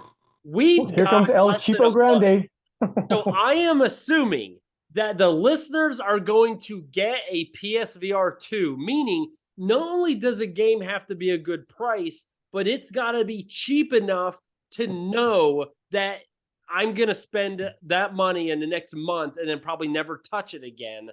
Or the way you're scoping it is if you don't get a PSVR 2, this is just a game you should play. How are you defining what they should purchase? That's exactly it. A good game is a good game. And if these games don't come to PSVR 2, then they're just left to die, even though you still have your PSVR? No. A good game is a good game, and a good sale is a good sale. And I would recommend a game if the price is right. There we go. My mom had this thing. My sister got in trouble one time because she kept buying stuff when she didn't have the money. And she's like, but it's on sale. It's a good deal. And my mom was saying, it's not a good deal if you don't have the money and you don't need it. That's where I come in. I'm like my mom. Alex knows if you don't need it, you don't spend it, even if it's a good deal. But okay, Alex, open it up. Also, like his mom, if you need him to do something, $10, anything goes. Anything goes. That's why he got excited about Handyman Games, because he just.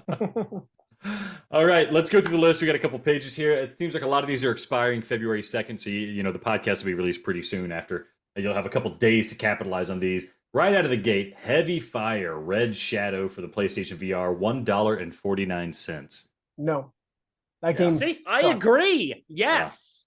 Yeah, that's abysmal. I think I gave it a 3 out of 10 when I reviewed it. Loading Human Chapter 1, $1.49. Also no. That is a terrible, terrible game. Oh, see, we're 2 for 2, baby. See, my picks aren't that bad. The long-awaited, oft-forgot Arc Park for $9.99.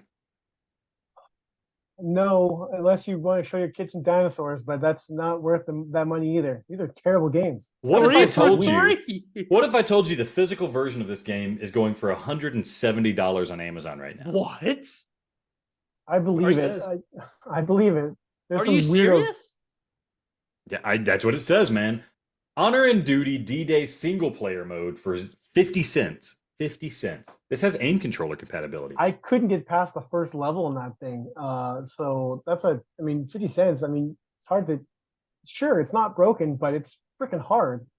It's 50 cents. Sure, 50 cents, I'll say yes to that. You liar. Yeah, that's to Alex.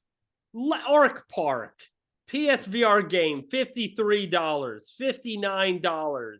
$69, $52. You're looking at used prices. You're looking at used. I'm looking on Amazon right now. The top rated used price is $85. If you buy it new, it's going to be $169. Adam, I'm looking right here. It says sealed. You're full of crap.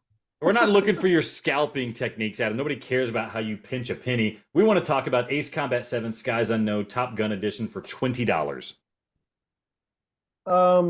Yeah, I'd still recommend that now. That's one of the most mind-blowing VR experiences you can get on PSVR 1. I know it's only 3 levels. I know it's like crying foul because you're going to get screwed on that.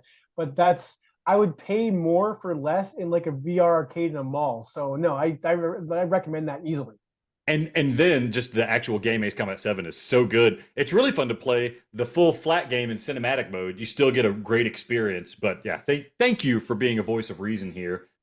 Adam, this is one you like. Home Sweet Home for $5.99. I mean, if I get the pick, it's a good game. But again, a month. This is a game that, maybe if you only have 1 month, you've played a lot of other games, that's worth it to play. Because you got to consider your time too. Ryan, do you agree? Yeah, it was a decent little horror game. I totally agree with that. It's like what if you just played it for 30 minutes? $6 for 30 minutes of like a good game. Like that's... Yeah.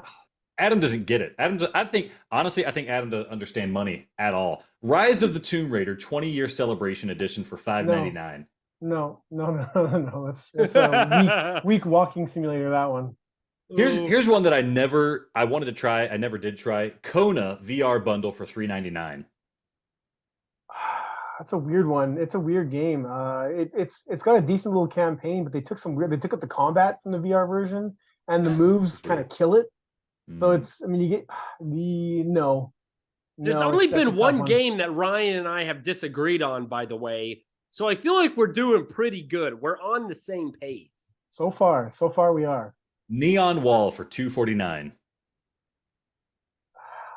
This is where No, you're that that's little just rolly ball and you got to like turn on the platforms with one hand or delete them with the other hand.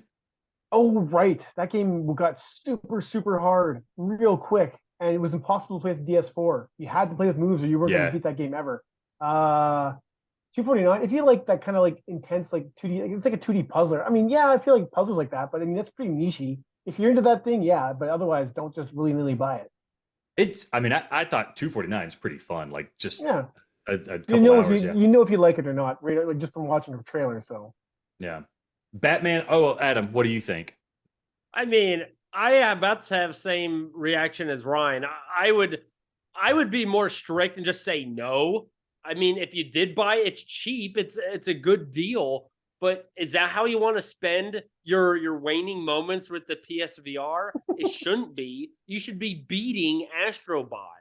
But What about Batman Arkham VR for 499? $5, I guess so. Yeah. So I was listening to another podcast and people were just like, we need more Batman Arkham VR to make VR mainstream. And to me, that's mind blowing because that's just like the quintessential experience, do nothing type game. Like it's got probably like cool mini games and you feel like you're Batman a little bit, but like beyond that, like there's no meat there, right? It's like a museum exhibit in VR of like Batman stuff. It was cool. It had the presentation, but yeah, it's a 1 hour game if that, and you're not even Batman. You just have like a fancy gun that does everything for you. It's not. I mean, $5. It's cool to look at. You get to like be Batman in a mirror. That's kind of worth it for that almost. But yeah, any more than $5, I would say no at this point. Yeah. guess It feels what? like There's a little thing. It's called Halloween. I'm Batman every year, baby. I see myself in the mirror as Batman every year, and I don't gotta pay no $5. It's a ripoff. Out of spite, I'm not buying it. This game should have been free at some point, and it I look never forward has. to seeing your homemade Batman costume that costs less than $5 next Halloween. The funny thing about Adam's Batman costume is I sent him just like as a joke a Batman comic, like a fan-made Batman comic where Batman runs around without pants on. He thought it was canon, so that's his costume is the pantsless Batman. So he doesn't know that it was just a fan fiction. Moving How on. you get it to be less than $5? There's a whole lot of skin. Wolfenstein. Wolfenstein Resistance Bundle for $14.99. This comes with Youngblood and Cyberpilot. I mean, it's good for Youngblood, I guess, but Cyberpilot's garbage. All right. Okay. Well, VR Robot for $4.49. That's the one where you're like a giant robot that has to destroy cities or something like that. That was terrible. It's not worth $1. I didn't hear I'm good telling things. you came on here thinking we would be disagreeing and all this stuff. It's been one game, man. Trash on sale. It's like a garbage Persona. Hey, have some respect for the games. Persona 3 Dancing in Moonlight, $8.99. No, because it's just like cutscenes in VR, some garbage. No, But that's good music, though. You like the music at least, right? I don't give a shit about it. Nope. Oh my! One more buzzer and you're off the podcast. Sega Genesis Classics, $8.99. I mean, yeah, it's a good deal. I mean, all you do is play Genesis games in the virtual room, but it works and you can play multiplayer. So it's kind of, I mean, convince your friend to get that, you'll have hours of fun. Yeah, it is a pretty cool thing to like sit down in like a fake 80s environment and play a game. Like they emulate a CRT TV. It's a nice effect. I don't know if I'm going to play Phantasy Star all the way through in a VR headset watching a fake TV, but it's just a fun experience for a little while. $8.99, maybe a lot for that kind of thing. Sniper Elite VR, $10.49. Oh my God, yes, really, Jesus, that's a good deal. Everyone should buy that right now. Even Adam, what are you thinking? Oh, I don't have it. First of all, I don't think. Do you have an aim controller? You have use the aim controller. Is number one. Is number this two, getting an upgrade? I don't. It will not. God. I doubt it will. You should. This is seriously. This is one of the games you need to play before PSVR 2 drops. I love Sniper Elite. And you have the aim controller. It's legit. It's kind of cheap because the game makes it easier, but it's still fun as all hell. Yeah, it's super easy with the aim controller. I tried the moves and it was very difficult. With the aims, it was trivially easy. The last time I bought a game that Alex recommended, I don't want to say it sucked on ice, but it wasn't great. Maybe because you said it, Ryan. I'm gonna ignore Alex. Ryan, have you played A Fisherman's Tale? I love the Fisherman's Tale. Adam, here's a funny thing about A Fisherman's Tale. Adam played the game. He totally did not understand that the little man he saw inside the house was actually him. He didn't know that.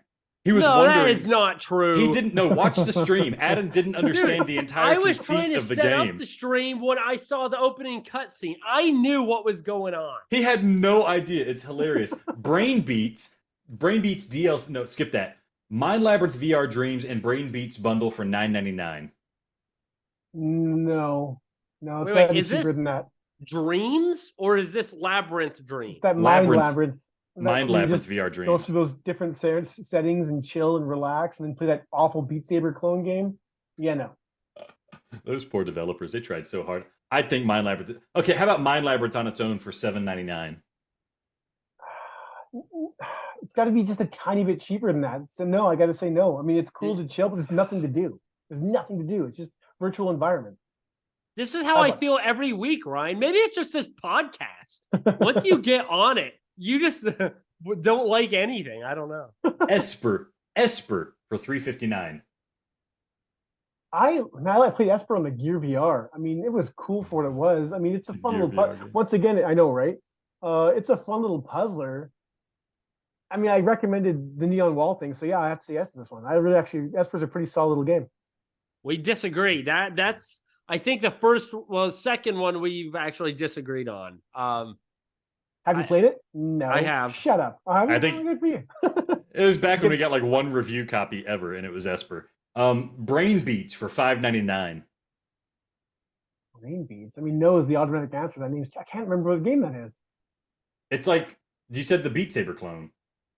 Oh, that's the Brain Beats. That's the Mind Labyrinth bullshit. Yeah. Then no, sorry. Yeah. That thing was hot garbage. If you can't remember it, that should be a sign that Well, But he totally. can't remember because he's played so many games. You can't remember because you play no games. Until Dawn, Rush of Blood. Remember, Switchback is delayed. Until Dawn, Rush of Blood, $5.99. Absolutely. Although hopefully you have it for free, right? It was free on PlayStation Plus. It was free on PlayStation Plus, but it's still that's still a game that, like, if I had to show off VR tomorrow, that'd be a game I would show off to people because it's so easy to pick up and play, and it still looks sexy as F. So Yeah, probably like the one game that uses the Move controllers right, and it works really well. Ultra Wings for $5.99. Yeah. Flight sim, it works good. It doesn't look the best, but it plays great. $5, absolutely. Plays great with the moves, plays great with the DualShock. Adam still will refuse to get it, even though it's a top tier game. True. The Inpatient for $9.99. It looks pretty, but it's a pretty dull game. No, forget. Let's put that game in the past. That's It's right. fine. All right. I thought he was going to go against me now. Pixel Ripped, $19.95. This is the sequel for $9.99. Yeah, that's a solid game. And I love that game. That game is so meta and it works just so well as the game within a game within a game. Absolutely, that's charming as all F. Adam? I don't think it's bad. I'm not going to play it. That's just I how would it is. look. I would honestly expect those ones to get the PSVR 2 treatment, and then I'll get my upgrade for free, and you'll be left in the dust, buddy. Yeah, those two games are like ripe for a bundle, right? Because they're very good games, and they were only let down by tracking, maybe. I think those would be excellent games to get ported. Let's Create Pottery VR for $9.99. I never played it. If you want to make pottery in VR, I guess so. But I mean, I think you just rather want to make pots, wouldn't you? I don't know. I can't recommend that. So I don't know if this is the case. What if you could save the file and 3D print it? Wouldn't that be cool?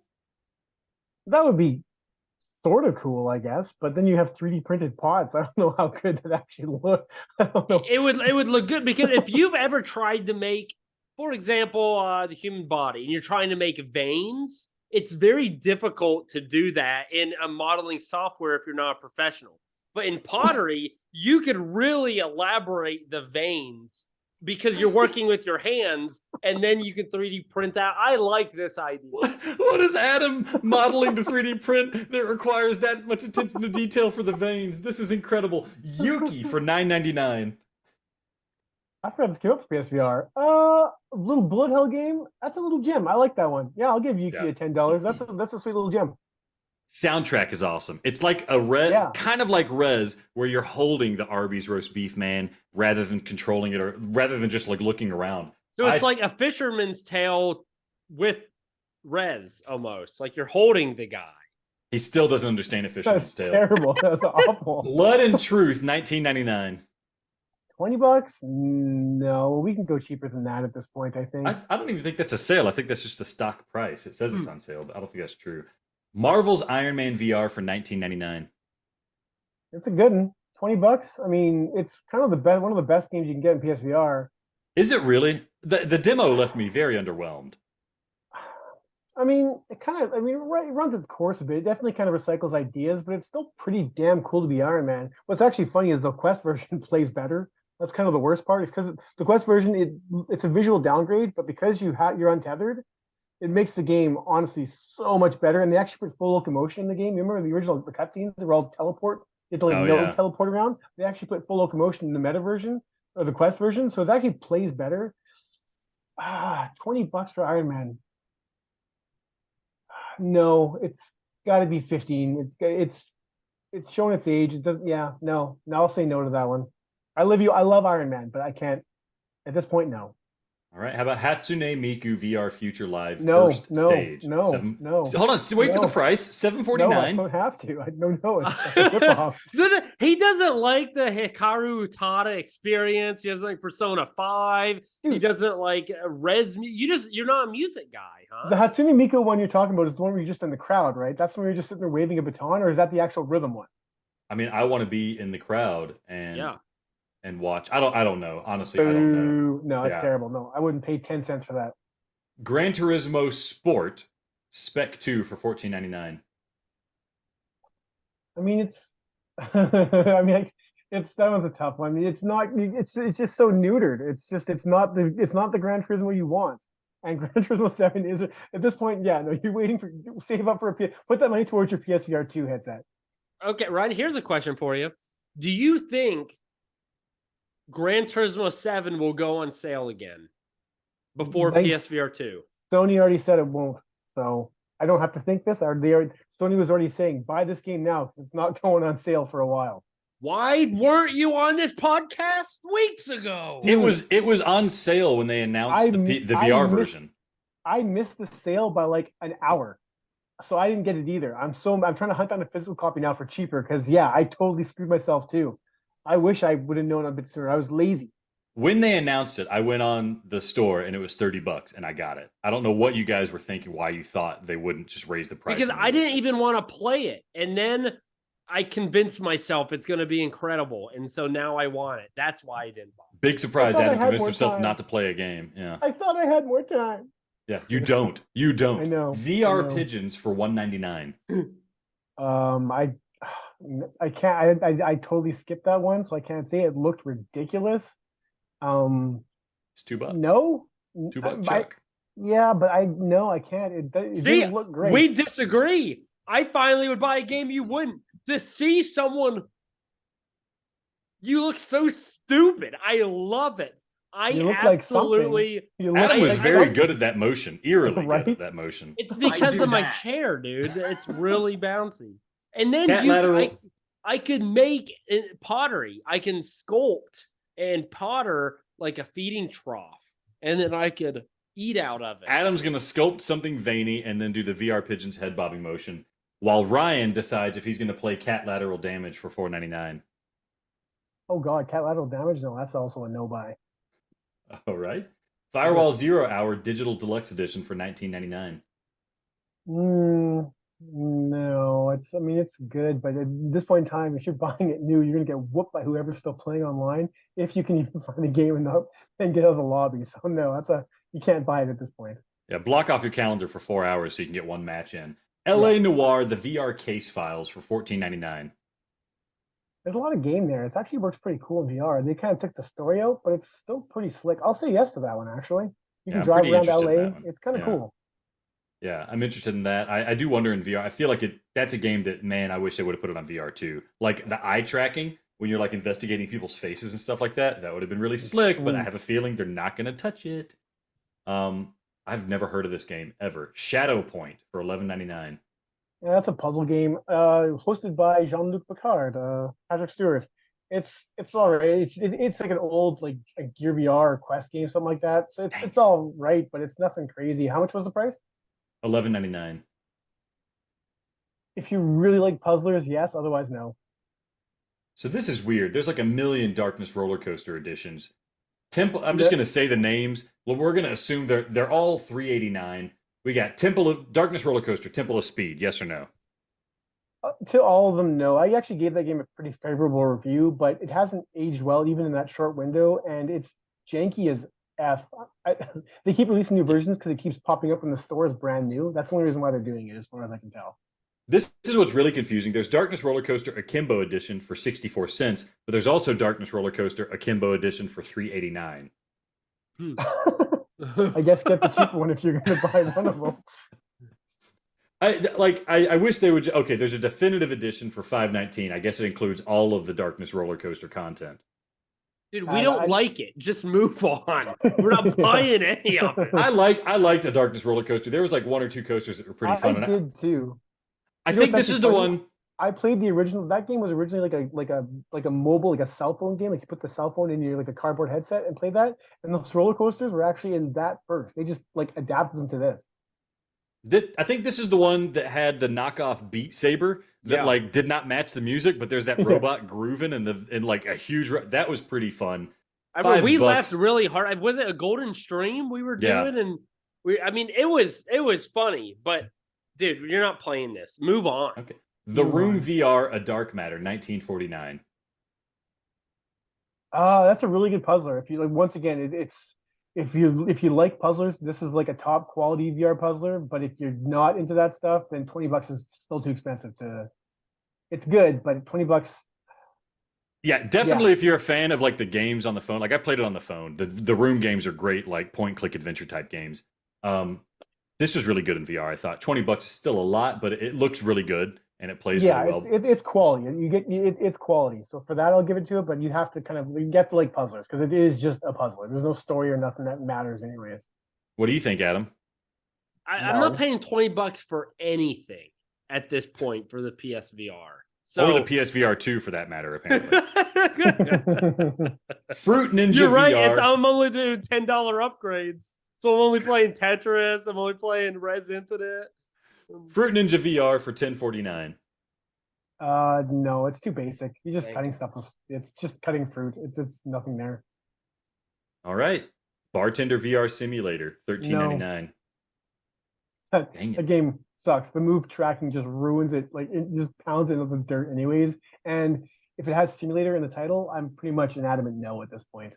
I can't job sim in VR anymore. I can't do it. I can't flip burgers in VR. I can't make drinks in VR. I can't do it. Damn it. I'm done pounding. So I just want to mention these. I'm seeing Audica on here a lot. Looks like all the songs are free in Audica now. We got like Pre-Existing Condition, I Was Awake. We got Long Run, Hausman, and Jenna Rudolph. Something. I love Audica. TheVRGrid, Ryan, what's your take on Audica? I did like Audica, but it kind of it's I don't think it survived. Like I think it's Beat Saber, Synth Riders. Audica was kind of in that race for a bit, but I think Audica's kind of gone the way of the dodo. I don't think they're still releasing new content for it. I mean, and it's fun. How much is the game? They don't have the game here. They're just showing the DLC, but I think the game's probably like $20. If the DLC is all free, then yes, get the free DLC if you own the game. But yeah, I mean, it's not the best rhythm game. Assuming the game's $20 ish, I would say no. See, I loved the mechanics of Audica much more than Beat Saber because, like, Audica, you end up feeling like you're actually like dancing to the music, whereas you instead of just chopping blocks and getting sweaty. It was just I'd love if it got a port, but I doubt it's going to. Is that on Quest or anything like that? Never made it to Quest. I don't think so. No, just PC and PSVR, and like I said, it kind of just died. Sucked. Dang. Oh. What's this game? This game is free also. We're done with the sales, by the way. I'm just picking your brain. Blind Spot Chapter 3 is free. What is Blind Spot? Blind Spot Chapter 3? What?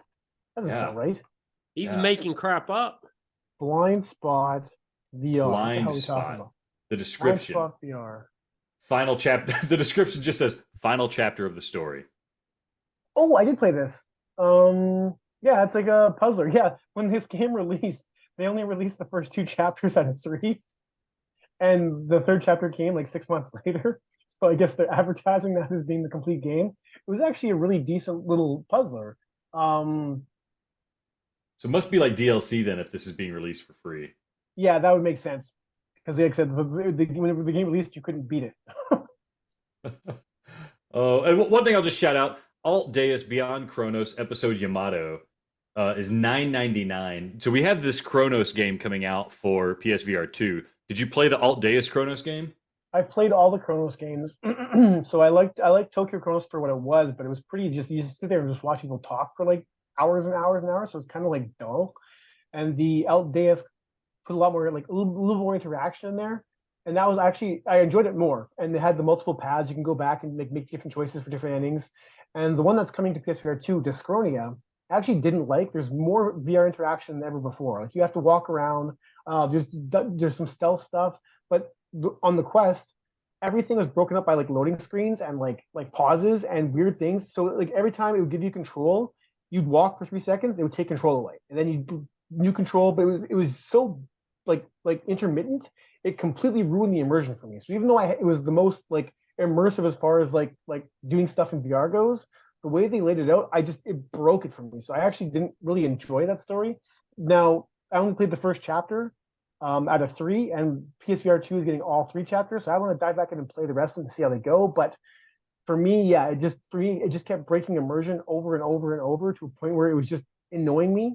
Not a bad game by any stretch. If you like the Chrono series, you'll probably dig this one. But for myself, it just hit me in all the wrong ways, and everyone else loved it. Like every review was like, "This is the best one in the series. It's the most immersive," and that constant breaking and immersion just killed it for me.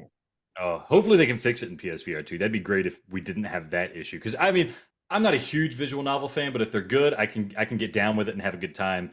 I loved the first 2. I'd be really happy to play this if it actually works. But that is it for the sales, guys. Thank you, Ryan, for grounding us a bit. Here's the thing. Adam came out of his shell and didn't want to disagree with you. I think he's got a crush on you or something. That's why he was so, agreeable with these prices. I'm so happy Adam is telling people to actually buy a game. He didn't like most of them. I think we disagreed on 3, maybe 4. See, I feel like I got screwed here because that sale was honestly terrible. I feel like a lot of the big games that he would have said no to automatically, or even games he said yes to. The fact he says yes to Cyberpilot every time it's on sale is ridiculous. Cyberpilot is a poor game. Oh, I'll buy that 100% for sure. That's me, Adam. It's Dude, awful. if it's less than $3, I didn't think it was that bad. It was short. I enjoyed it. I'm sorry. Thank you for advocating for Sniper Elite VR, because Adam would not, and me as an unbiased host, I can't throw out my opinion with much credibility on these sales segments. Because you have no credibility, because you suck. But you know if you what? have the aim controller, you owe it to yourself to play like games like Farpoint and Sniper Elite. You owe it to yourself to play those. That's why that peripheral exists. You are doing yourself a disservice, Adam. A disservice. Well, I'm going to be servicing myself because I'm not playing it. That's just how it is. I'm ready. I am pumped. I'm saving my $10 to buy another PSVR 2 game, and that's just the way it is. I'm sorry. If it gets upgraded, I'll buy it, but, we'll see.